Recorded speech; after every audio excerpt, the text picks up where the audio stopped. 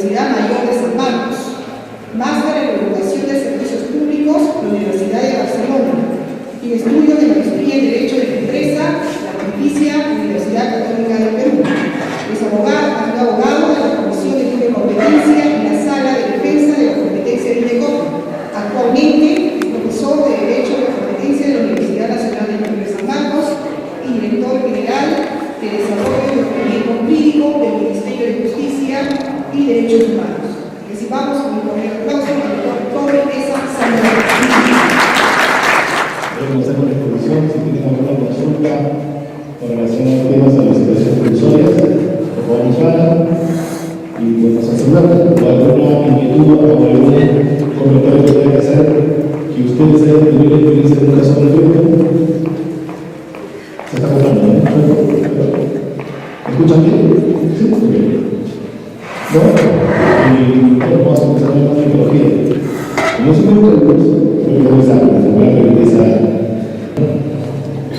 en realidad, quienes hablan nunca ha trabajado en abastecimiento, nunca trabajado en logística, como no puedo tener a nivel general con las labores que hace la Dirección General de la Fuerza, el tema de los temas de contratación del Estado, porque como usuario, como usuario, definitivamente solicito peticiones de contrataciones de servicios que son requeridos.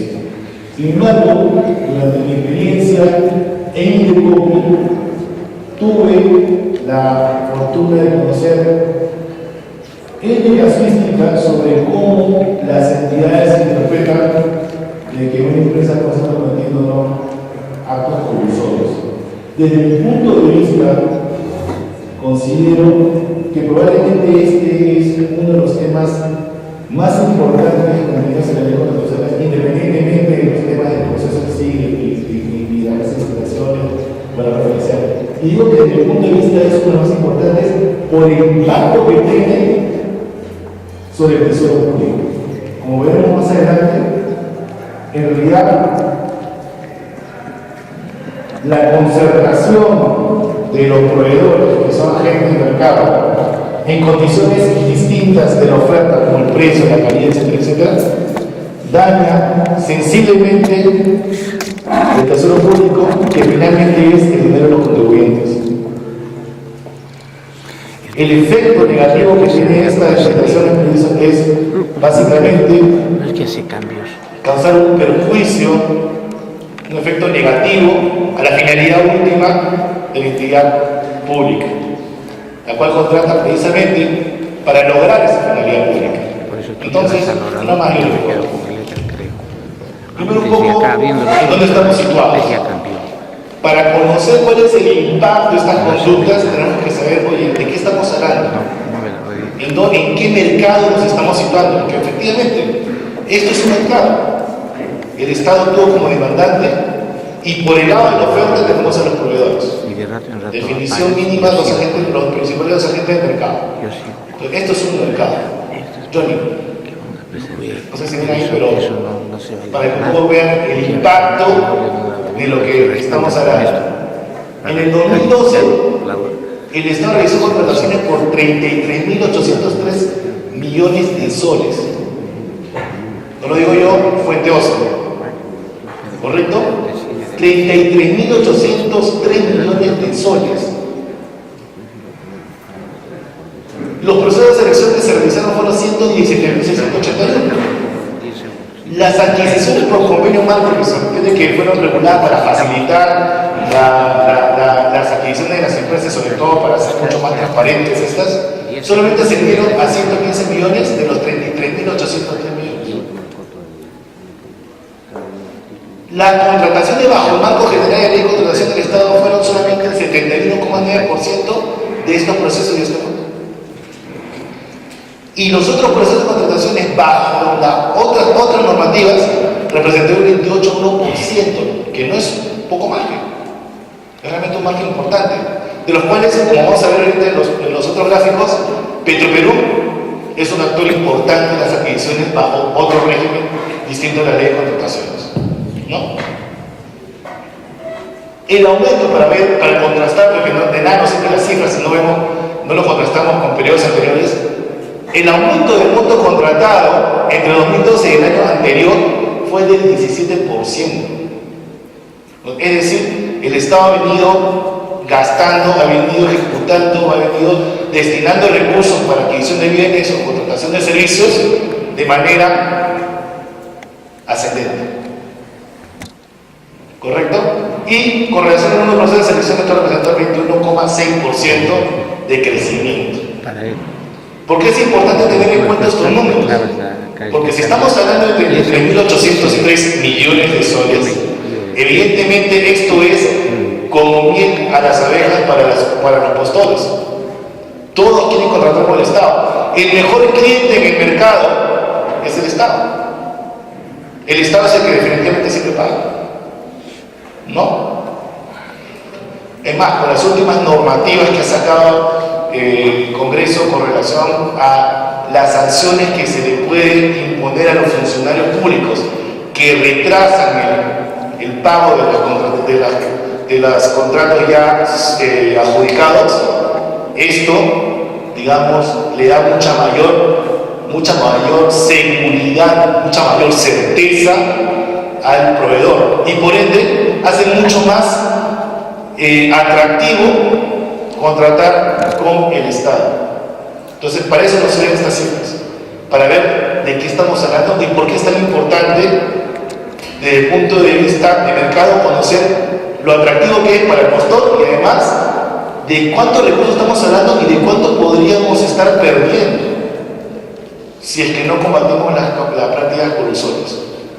Un poco más de números, no sé si ven atrás, pero de los 33.803 millones de soles, 21.667, casi 64.1%, son contratados con el procedimiento clásico, el que está en la ley de contratación del Estado. El resto está repartido, por ejemplo, entre otros regímenes, que son 5.872 millones de soles, que es del 17,4%. Petroperú es la porción gris, ¿no?, de este país, que es 3.615 millones de soles, solamente Petroperú, que es un equivalente al 10,7% de todo lo que gasta el Estado. Una sola empresa, ¿no? Y como les decía aquí, el 3,4% que son por subasta inversa y solamente el 0,3% que está relacionado a las contrataciones por convenio marco. Se entiende que la contratación por convenio marco es una manera de contratar algo más eficiente y en principio esto debería subir. Con relación al tipo de bienes o servicios que se contratan, ¿no?, de los 33.803 millones de soles, en bienes se ha adquirido 33.427 millones, es decir, 39,7%. Creo que la luz deberían apagar la luz porque creo que eso sea mejor, por lo menos acá adelante. ¿No? En servicios se ha gastado 8.199 millones y algo que es mucho más concreto y que la gente valora más, por lo menos desde el punto de vista del usuario, que son las obras, ¿no? Porque finalmente los servicios al contribuyente, al usuario, dice, bueno, ya servicio para qué, o sea, no lo ven, es algo tangible.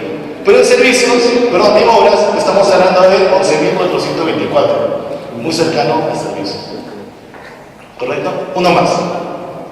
Bueno, un poco más de números, ¿no?, de las licitaciones públicas, es decir, de los 21.000, del proceso clásico, de las contrataciones por procedimiento clásico, es decir, de los 21.000 y pico millones de soles, ¿no? Hablamos de el más grueso es un 32% que corresponde a las licitaciones públicas, un 19% de concurso público, adjudicación de menor cuantía, 23%, etc. Esta diapositiva de todas maneras se va a pasar para que tengan en cuenta más o menos de dónde nos estamos moviendo, ¿correcto? Una más, por favor. Ahora, el tema que nos compete, libre competencia. Uno más. Eso es algo que siempre comienzo a explicar con mis alumnos de la universidad. Evidentemente yo no les gusta enseñar derecho, pero qué bueno que nos citemos de qué estamos hablando. Desde el punto de vista jurídico, yo considero que la competencia puede ser concebida incluso sus raíces desde la teoría darwiniana de la evolución. ¿Correcto? La competencia implica que el que mejor se adapte al mercado va a permanecer en esto. Así de sencillo. Esa es la competencia. La competencia te obliga a ser eficiente. La competencia te obliga a ser competitivo y, como veremos más adelante, la competencia genera eficiencias y beneficios a la sociedad en general.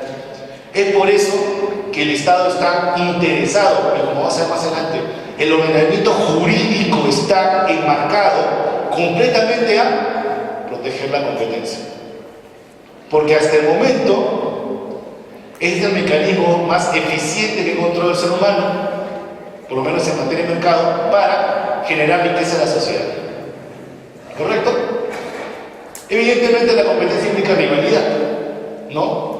No es que voy a ser tu enemigo, sino que vamos a actuar en una sana competencia. Y si hablamos de sana competencia, el derecho tolera el daño concurrencial lícito. ¿Qué quiere decir daño concurrencial lícito? Oye, que no es ilícito que yo te espectore del mercado, que yo te excluya del mercado derivado de mis propias eficiencias. Por ejemplo, reducción de costos que me permita a mí, como postor o como ofertante, ofrecer un producto de mayor calidad y al menor precio posible. Esto es un daño concurrencial lícito. Sería lícito, por ejemplo, lo que vamos a ver más adelante. ¿Correcto? Evidentemente, la esencia de la competencia, si ustedes preguntan a cualquier empresario, el empresario que compite, su sueño finalmente es ser un monopolio. O sea, el que compite y quiere ser mejor es quedarse solo en el mercado y ser el único proveedor. Lo cual, gracias. ¿Ven ahí? ¿Mejor? Sí. ¿No? Lo cual, mis alumnos siempre me dicen, pero profesor, es un poco paradójico, ¿no? La norma quiere fomentar la competencia y la competencia implica rivalidad y una gran cantidad de competidores, o los competidores necesarios, pero por otro lado, el mismo proceso competitivo te lleva a la larga a un efecto en el cual el que es más eficiente queda como el único proveedor del mercado, como el único ofertante, con lo cual tendrás un monopolio, ¿no? Pero bueno, digamos, es parte del juego. Uno más. Aquí lo pueden ver, bueno, las distintas concepciones de lo que quiere decir la competencia, se lo podemos pasar rápidamente, lo vamos a poder ver. Una más, Jenny, por favor. ¿Cuál es la base legal de que estamos en trabajo? ¿Cuál es la base legal que protege este principio, este orden jurídico, este bien jurídico protegido? Vamos a ver más adelante cómo lo ha catalogado el Tribunal Constitucional. Esta es la base legal, pasando de la Constitución Política hasta el mismo decreto legislativo, que es el decreto legislativo 1017, que es, digamos, la norma que nos concierne, la que la modifica, el reglamento de la ley de contratación del Estado, y la norma específica en la materia de represión de conductas anticompetitivas. Por favor, yo tengo un hándicap, tiendo a hablar muy rápido. Si estoy hablando muy rápido, por favor me avisan y voy más lento. ¿Sí? Ok, una más. Un poco de cuestión legal. Desde la Constitución Política, ya la Constitución de sus artículos 58 y 61, digamos, es la base de la protección jurídica de la libre competencia en el mercado en el Estado, ¿no? ¿Qué dice el artículo 58? La iniciativa privada es libre. Partiendo de acá, ya lo que nos está diciendo la Constitución es que todos los agentes del mercado tienen la libertad de poder participar en la vida económica del país. Y no solamente eso está reconocido en el artículo 58, sino que si ustedes se dan una mirada en el artículo 2 de la Constitución Política, es un derecho fundamental de toda persona participar, como lo reitero, en la vida social, política y económica del país. Y eso estamos hablando de un derecho fundamental. Por otro lado, el artículo 61 señala que el Estado vigila, facilita y vigila la libre competencia. O sea, la libre competencia como un bien jurídico protegido en sí mismo. Vigila y la facilita. Y en ese sentido, combate toda práctica, tiene la obligación de combatir toda práctica que la limite y además el abuso de posiciones dominantes o monopólicas. Si ustedes se percatan, la Constitución Política no sanciona monopolios. Lo que la Constitución Política no es como la Constitución desde el 79. Si ustedes revisan la Constitución del 79, sí, expresamente decía se prohíben los monopolios o se no los monopolios. No. En 93 corrigió ese error, digamos, de concepción y la Constitución del 93 señala claramente que no se sanciona monopolios, sino lo que se sanciona es el abuso de posición dominante y la práctica de la rectoría, ¿no? Una más, por favor. Haz clic en el bueno, perdón, todavía no. Según el Tribunal Constitucional, para el Tribunal Constitucional la libre competencia es un bien jurídico protegido y principio ordenado del mercado, como un derecho fundamental y orden público económico. Rápidamente, anda al DTC, por favor.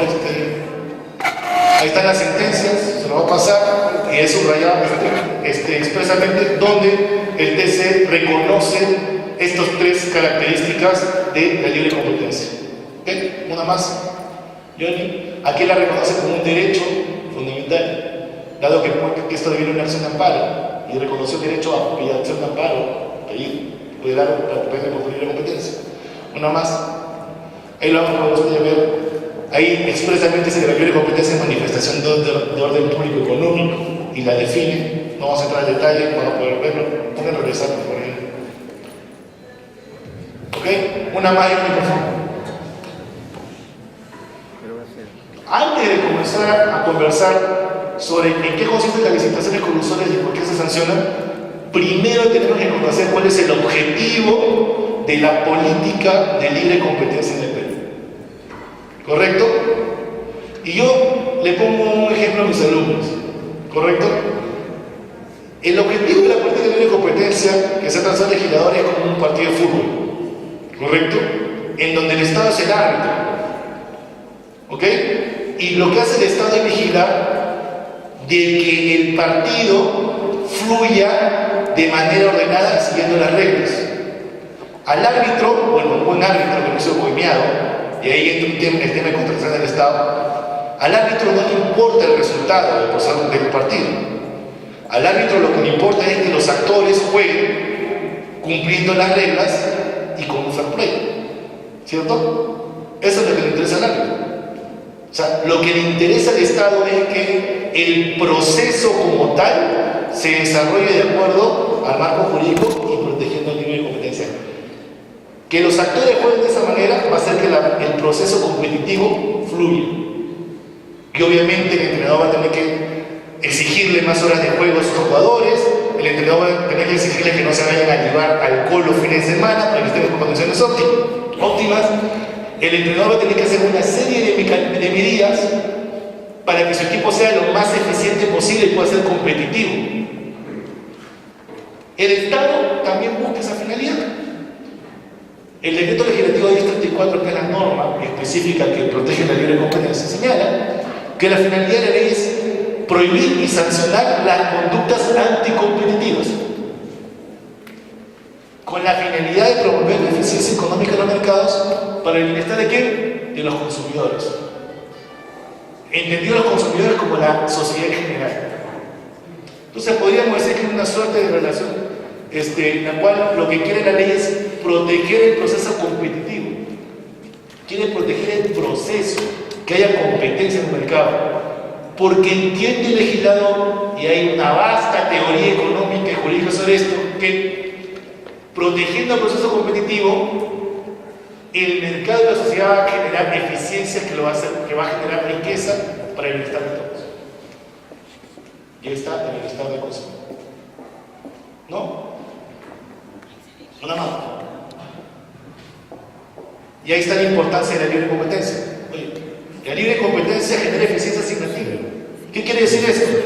Que los bienes se van a asignar a su mejor valor, al menor precio y la mayor calidad posible. Como va a estar en rivalidad, esa es la primera eficiencia que genera en beneficio de la sociedad. Generas eficiencias productivas. ¿Por qué? Porque por querer obtener la preferencia de los consumidores o de los demandantes, el postor o los ofertantes van a comenzar a invertir en reducir costos para poder precisamente proveer un servicio de menor precio posible. Y finalmente generas eficiencias dinámicas porque además de reducir costos en producción, el ofertante o el proveedor va a comenzar a invertir en investigación y desarrollo. lo que pasa usualmente en los mercados de tecnología, como los de telecomunicaciones, o el mercado de cómputo, ¿no? De los equipos de informática. Máximo 2 o 3 años, equipos móviles o equipos de informática tienen, digamos, su periodo de vida. Después de eso ya es un equipo obsoleto, ¿no? Porque los operadores tienden a invertir en desarrollo, en eficiencia tecnológica. De hecho, si ustedes han leído o tienen la costumbre de leer gestión o algunos días de economía, van a ver que ya algunos expertos dicen que muy pronto BlackBerry va a desaparecer, porque ha sido superado, ha sido de alguna manera avasallado por otros operadores como Samsung o los operadores como iPhone, ¿no? Los de Apple, ¿cierto? Eso es un ejemplo, nomás que pongo. Cuando tú no te innovas, no te desarrollas, pues tu negocio tiende a caer. Ese es el ejemplo. Eso es lo que pasó con Kodak. Kodak ya se fue a la quiebra, ya no existe más Kodak, porque los superaron tecnologías de otros operadores. Nunca se pudo desarrollar Kodak. El otro era monopolista en el mercado de fotografías. Blockbuster salió del mercado, ya no existe el Blockbuster porque el desarrollo tecnológico que ha hecho que los consumidores nos acostumbramos a adquirir películas por la web, ¿no? Entonces los mercados se van desarrollando y se van innovando, todo en beneficio del consumidor. ¿Quiénes son los beneficiarios? Como ya dije, los consumidores, porque van a tener precios productos al menor precio posible con la mayor calidad posible. Los empresarios, ¿por qué digo que los empresarios también salen beneficiados? Porque ustedes podrán pensar, pero si es el menor precio posible, ¿qué beneficio pueden tener los empresarios? Pues sí tienen beneficios. ¿Por qué? Porque un empresario obligado a una disciplina competitiva se vuelve más eficiente. Y en un país que está abriendo sus puertas a los tratados de libre comercio, nos conviene tener un empresariado preparado para mercados ampliados. Es un interés de Estado. Entonces, la política por competencia incluso sirve para tener un empresariado preparado para esta clase de tratados que ya están celebrando el Estado, que está celebrando el Perú, para competir frente a otros empresarios extranjeros. Esa es la tendencia, no nos podemos cerrar a eso. Si nos cerramos a eso, vamos a ser un Venezuela único. Bueno, aquí también debería decir Estados. Me equivoqué, me debería decir empresa, pero también el Estado se va a beneficiar. Y ustedes se preguntarán, perdón, ¿y cómo se beneficia con este Estado? Uno de ellos es porque el Estado también es demandante y estaría en el rubro del consumidor. Pero además el Estado se ha beneficiado porque cuanto más competencia hay, cuanto más riqueza se genera por la competencia, el Estado percibe tributos. Entonces, como les estoy demostrando, en realidad, proteger la competencia, al final del día, beneficia a toda la sociedad. Consumidores, empresarios y al propio Estado. ¿Correcto? Una más. ¿Cuáles son las conductas que dañan la competencia? Primero, las prácticas colusorias, el abuso de posición de dominio, las operaciones de concentración anticompetitiva, es decir, las fusiones, y los monopolios legales creados por normativa, o sea, por el propio Estado. Esto todavía más perjudicial. El Estado se sobreentiende que tiene que generar competencia, pero hay determinados estamentos del Estado que más bien la restringen. Si no, pregúntenle a la municipalidad de Aguascalientes que generó mediante una concesión malísima un solo servicio de bus que te lleva desde Aguascalientes a Machu Picchu. No hay competencia. ¿Y cuánto te cobra? 24 soles, creo, $12 por viaje, un viaje de 5 kilómetros. Ese es producto del Estado generando monopolio. ¿El Estado también puede generar monopolio de las contrataciones? Sí, porque como el Estado es el mayor contratista, el mayor demandante, si a través de actos de corrupción o cualquier otro acto antitécnico genera bases que están direccionadas, pues está reforzando la posición de dominio de un proveedor y finalmente lo que está haciendo es perjudicar a todo el mercado. ¿no? Pero ¿qué es lo que nos interesa por efecto de esta exposición? Las pérdidas colusorias horizontales. ¿Qué significan las pérdidas colusorias horizontales? Son las prácticas, las concertaciones, los acuerdos que toman competidores en la misma cadena de producción. Fabricante con fabricante. Oye, el señor fabrica Japón, yo fabrico Japón. Pongámonos de acuerdo en el precio y presentemos esa propuesta al Estado. ¿Quién sale perjudicado? El Estado, producto de esa ausencia de competencia antinatural e ilícita por parte del señor. ¿No? Muy distinta a la colusión vertical, que son para hacer la diferenciación, se les explico, que es el acuerdo generado entre un productor y los otros actores de la cadena de producción, su distribuidor, mayorista, su distribuidor minorista, etcétera, etcétera. Para el efecto de esta exposición, lo que nos interesa es centrarnos en la colusión horizontal, ¿correcto? Una más. Ahora sí, a lo que nos atañe esta mañana. Ya he hecho toda la introducción. La libre competencia en las contrataciones públicas. Una más. Los principios que están recogidos en la ley de contrataciones, que están relacionados con el tema de libre competencia, están ahí en la pantalla.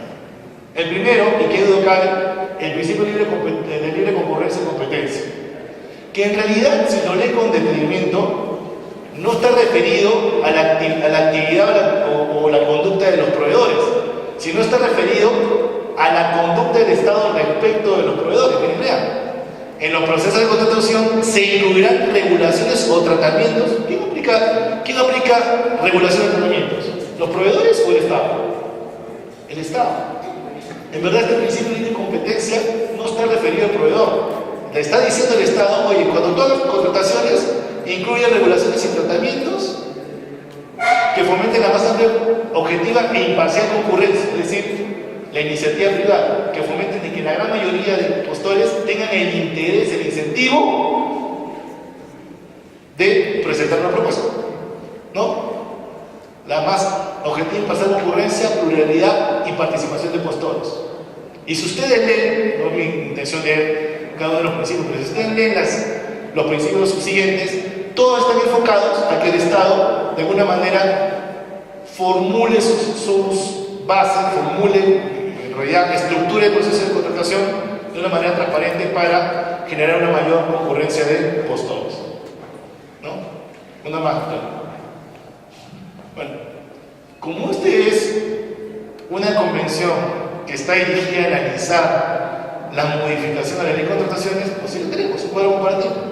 ¿Qué es lo que decía el artículo 11 antes de la modificación y qué dice actualmente? ¿No?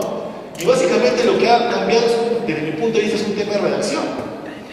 Porque ya la ley, el artículo 11 anterior, creo yo, que incluía los supuestos que están en el artículo modificado, salvo, y eso creo que sí es, digamos, un adelanto, un avance en esta norma, que ha hecho explícito el hecho de que el funcionario o servidor público que intervenga o favorezca esta práctica será sancionado administrativo penalmente. Sin embargo, lo único que ha hecho la ley es hacerlo explícito, porque si uno lee otros ordenamientos, otras normas, se va a dar cuenta que ya estaba contemplado, sino que ya lo ha hecho explícito en las normas de contrataciones. Pero yo creo que eso es un avance. A veces es bueno decir, hay que subir por arriba para que al operador jurídico le quede claro, ¿cierto? Entonces, si usted lee la norma, bueno, actualmente dice, se encuentra prohibida la concertación de precios, condiciones o ventajas entre proveedores o entre proveedores y terceros que pueda afectar la mayor concurrencia y o competencia en los procesos de contratación. Esta afectación a la libre competencia también puede materializarse mediante acuerdos de no participar o no presentar propuestas. Todo esto que les leo ya se encuentra acá. Los postores en un proceso de selección que está prohibido concertar. Bastaba eso. La modalidad de concertación ya son la fijación de precios, condiciones, calidad,